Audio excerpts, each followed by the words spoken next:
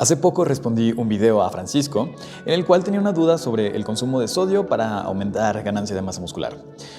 Y esto me hizo pensar un poquito en la situación de la sal.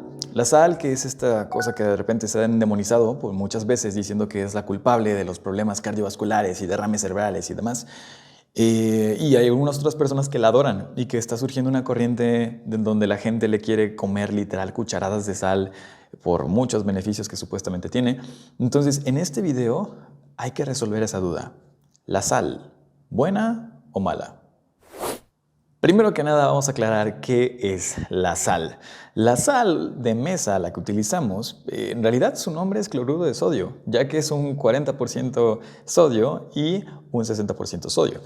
Este cloruro de sodio, al cual en el video nos vamos a referir como sal, entonces en los recientes años o años pasados se había endemonizado porque se le adjudicaba que generaba problemas de hipertensión, de daño al corazón y que era necesario reducir su consumo. A tal grado que hay personas que le generaron como miedo a la sal y, o la están evitando a toda costa porque creen que es mala. Y esto lo podemos ver en las recomendaciones que tienen algunos países sobre el consumo máximo que tendríamos que tener de sal. Y, por ejemplo, recomiendan que consumamos máximo 1.5 gramos de sal al día para personas que sean de adultos. Por adultos se refieren a personas mayores de 45 o 50 años, también para personas que sean de raza afroamericana, porque se ha visto que tienen más factores genéticos predisponentes a problemas del corazón. Y claramente también este consumo se recomendaba a personas que tengan problemas cardiovasculares. Ahora, para personas sanas, o sea, personas que no entramos dentro de esas categorías, se supone que tendremos que limitar nuestro consumo de sal a un 2 punto y tantos gramos al día. Ahora, porque esto es una cifra muy alarmante, porque se ha estimado que aproximadamente una persona que no controla así de forma diligente cuánta sal consume, está rondando entre los 3 gramos de sal al día. O sea, una dosis que es el doble de la recomendación para personas con cuidados. Dichas recomendaciones se basan en varios estudios que mencionan o asocian el consumo o el alto consumo de sodio con problemas cardiovasculares, derrames cerebrales, hipertensión, etcétera, etcétera, etcétera. El problema con estos estudios como tal es que son nada más epidemiológicos, o sea, son correlacionales, no son controlados. Tú ya sabes que en este canal te he platicado un poquito de que el estándar de oro de la ciencia deberían ser estudios randomizados, controlados, random controlled trials, ¿sabes? Estos estudios en los cuales se tienen distintos grupos y se prueba con un grupo bajo un cierto contexto, otro grupo con la variable en la que queremos ver cómo actúan, y entonces se compara el grupo que recibió esa variable, en este caso que consumió más sal, por decirlo así, se compara ese grupo con un grupo control que mantuvo los valores normales, e inclusive con otro grupo que tuvo valores que consumió menos sal de la señalada.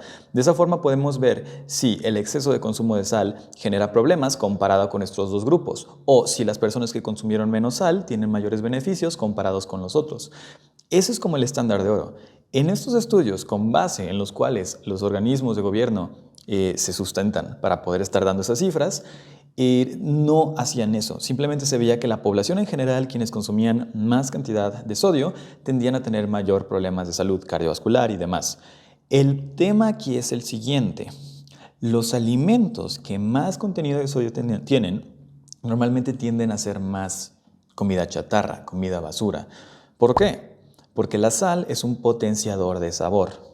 Todo lo que le añadimos sal, cambia totalmente el sabor de la comida. Si tú has probado comida sin sal, sabes de lo que me refiero. Entonces, obviamente, los productos, al momento de estar cocinando, desde restaurantes hasta productos empaquetados, les tienden a añadir sal porque eso potencia el sabor y, obviamente, va a hacer que quieras consumir más, que a fin de cuentas es lo que ellos quieren, vender más. Entonces, el punto aquí es que no se sabe si es el consumo directo de sal o si más bien es de que el que la gente haya consumido más sodio, nos da a entender que consumían más productos procesados, ultraprocesados. siendo estos entonces más bien la causa de esos problemas cardiovasculares. Entonces, para que una persona tenga un alto consumo de sodio, muchas veces es debido a esto, que consumen un exceso de productos procesados. Eso es por un lado, ¿no? Hay mucha correlación con eso, porque también pensemos que una persona que tiende a consumir productos ultraprocesados y descuidar su alimentación está también correlacionado con que normalmente otros ámbitos de su vida, otros aspectos como tienden a ser sedentarios, tienden a no estar cuidando mucho también otras cosas como estrés o no, en general no tienen un estilo de vida saludable en general. Esto entonces se puede llegar a confundir y podemos creer que el aumento de consumo de sodio por sí mismo es lo que causa los problemas, cuando no. Ese es el peligro de los estudios correlacionales. Además, normalmente otro de los fundamentos con los cuales el gobierno se basaba para poder estar dando estas recomendaciones era evidencia tipo C. ¿A qué me refiero con evidencia? Cualquier tema en cuestión de ciencia tiene niveles de evidencia que se divide por el abecedario. O sea, nivel A es como, son ciencias exactas, como matemáticas y demás. Nivel B son cosas que tienen un poquito menos de certeza y así. El tipo de evidencia C, dentro de eso, abarca la opinión de expertos. Por ejemplo, por más que yo te esté citando documentos y demás, bueno, los estudios por sí mismos sí son evidencia, puede que sea evidencia A, B o demás. Pero mi mera opinión, la opinión mía de Alex, es evidencia tipo C, en caso de que me consideren como un experto. Esa evidencia entonces yo me puedo equivocar porque yo doy mi opinión, pero no estoy dando como tal un artículo donde explico la metodología que utilicé y demás. No es algo concreto, es mi opinión.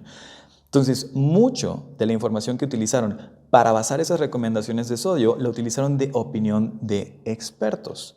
Entonces, como puedes darte cuenta, la opinión de los expertos, en especial de los expertos desactualizados, no es palabra de ley. Ahora, otro tema que podría salir en este momento es como de, oye, entonces, ¿está mal eso de que reducir el consumo de sodio me ayuda para la hipertensión? No está mal. O sea, sí te ayuda, pero no es tan mágico como la gente no lo hacía creer o con los médicos no lo hacían creer. Déjate explico por qué. Vamos a ponernos en contexto. La presión sanguínea se mide por milímetros de mercurio. Una presión de una persona normal, saludable, oscila entre los 120 milímetros de mercurio al momento de estar haciendo la presión sistólica y unos 80 milímetros de mercurio cuando hacemos la presión diastólica. ¿Qué es eso? Sístole es cuando el corazón se contrae y diástole es cuando se relaja. Así. Entonces, cuando el corazón se contrae, empuja la sangre y por eso la presión es más alta. Cuando el corazón se relaja, o sea, no genera esa fuerza de presión y por eso la presión diastólica es más baja. Este es el famoso 120-80, es el rango normal. Los estadios de hipertensión se miden por cambios de 20 milímetros de mercurio en la presión sistólica y 10 milímetros de mercurio en la presión diastólica. ¿Esto qué quiere decir? Si tienes, por ejemplo, arriba de, 20 milímetros de mercurio arriba de 120, entonces prehipertensión, y luego si tienes otros 20 es hipertensión grado 1 y grado 2, y así, ¿de acuerdo? ¿Por qué te menciono esto? Porque un consumo, sí se ha visto en estudios, que un consumo menor reducir 4.4, me parece 4.2 gramos de sal al día, genera una reducción de tu presión tanto sistólica como diastólica. Es verdad. Pero la reducción que genera eso oscila entre los 4 y 6 milímetros de mercurio en la presión sistólica y a lo aproximadamente 2 milímetros de mercurio en la presión diastólica. ¿Qué quiere decir esto? Que no basta para hacer un cambio significativo si tú eres una persona que tiene hipertensión. O sea, tú haces esos cambios en tu vida y genial, dejas de consumir esa sal, pero solo bajaste 4 milímetros de mercurio. O sea, en tu sistólica. Aún así estás por arriba del rango normal, aún así estás en hipertensión. No es un cambio tan significativo como creíamos y conlleva un esfuerzo alto. Si tú ya viste que las recomendaciones normales es de 1.5 gramos, o sea, reducir 4.2 gramos sería, para empezar de cajón, tú tienes que ser una persona que ya esté consumiendo mucho más sodio del normal. Es decir, comes mucha comida chatarra. Entonces tendrías que estar no solo reduciendo el sodio, sino reduciendo la comida chatarra. No basta con, a la comida que prepare en casa no le voy a poner sodio, pero afuera me voy a ir y me voy a comer mis papas, me voy a comer mi... No, eso no es como funciona. Entonces, es más efectivo tener un cambio global, o sea, en mejorar ejercicio, mejorar tu descanso, hidratarte bien, mejorar tu alimentación. Eso en conjunto tiene un cambio mucho más grande que nada más estar reduciendo tu consumo de sal. Además, no estar consumiendo suficiente sodio puede al revés estar favoreciendo que tú tengas una hipertensión arterial y problemas cardiovasculares. Como se ha visto en un estudio observacional de larga escala, muy famoso, el NHANES, así se pronuncia, yo creo, ¿no? NHANES. En este estudio, por ejemplo, justamente vieron que sí había una correlación entre personas que consumían un poco sodio con cómo disparaba o se aumentaba el riesgo a tener estas patologías, problemas cardiovasculares y demás. Y esto tiene sentido, déjate explico por qué. Se ha visto que cuando tú consumes menos sal de la que necesitas, tu cuerpo, al detectar que tiene menos sodio, activa una hormona que quiere justamente reabsorber sodio de tus riñones antes de que hagas pipí y lo tires por la pipí. Esta hormona se llama aldosterona.